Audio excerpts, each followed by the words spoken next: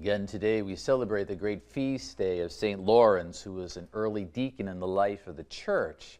And part of the roles of what we would call today permanent deacons was to be able to care for those who were poor, the sick, the orphan, the widow. And so St. Lawrence was a wonderful example of that. And like today, even in our own archdiocese and many other dioceses, permanent deacons take on more significant role, whether it be in the life of our parish, certainly serving very often as catechetical instructors for RCIA, marriage preparation as they prepare couples to witness their marriages, for preparation of baptisms when they baptize the children. Certainly they do many ministries. Many here in the Archdiocese are chaplains in prisons and hospitals and nursing homes. And so that whole sense of caring for others.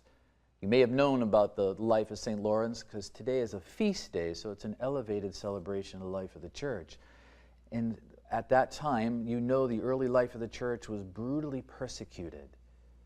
And so many were suffering. Many of the popes and priests were put to death.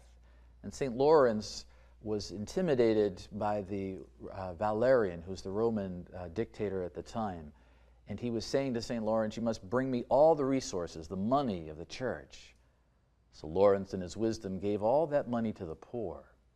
And so when the Roman Valerian called him and said, "I want those money, I want that resources," what did St. Lawrence do? He brought all the poor people, for they truly are the treasures, the richness of the church. They are the sons and daughters of God. And so for that, he suffered his martyrdom.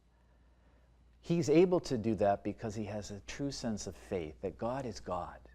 And that's why our faith is. That's why we're here celebrating. It's why many of you engage us both through Catholic TV and on the radio and the internet. Why? You believe the Lord is the Lord. And so faith is so strong in us. Second, that gift of hope. If I believe God is God, I can believe everything He says and where He's leading me. And so I don't worry about my temporal needs. I look to heaven. That's our goal. And third, charity. If I believe God is going to bring me to heaven, then certainly I can give of myself so beautifully to others.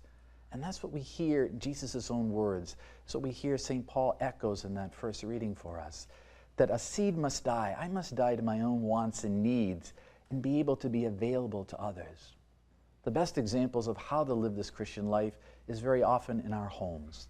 Our mothers, our parents who let go of their own needs and wants to serve their children so that the children are raised to be happy, healthy, and holy.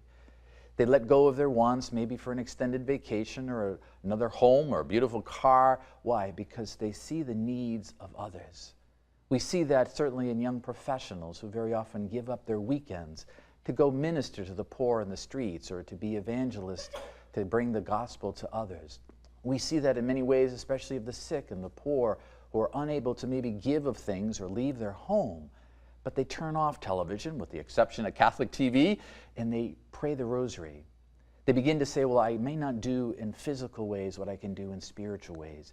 You die to your needs so that others might live. Today we prepare in a special way, as I mentioned earlier in the Mass, there'll be 44 pilgrims from Boston going to Fatima to celebrate the 100th anniversary of Our Lady's appearance to the children, now Saints Jacinta and Francisco and Sister Lucia, to bring that message of hope. The message of Fatima, we know even by our Holy Fathers, most recently, is not yet fulfilled because we have not yet taken up that ardor, that love for the Lord, which her call is to pray, and to pray with ardent zeal. And so as we embark tonight on this pilgrimage, as you do from your bedside very often, I encourage all of us to take up again that Holy Rosary, to take that 15 minutes each and every day to say, Lord, let me pray so that Our Lady's promise will be fulfilled, that peace will come. And as we look around the world today, is there another time more significant than even this day when we are on the verge very often of another world war? That we have our confidence in our God who is our God, our hope of eternal life, and the promise that if we fulfill what she's asked us to do, to pray that Holy Rosary, that peace will come. Let us celebrate that in this Mass today.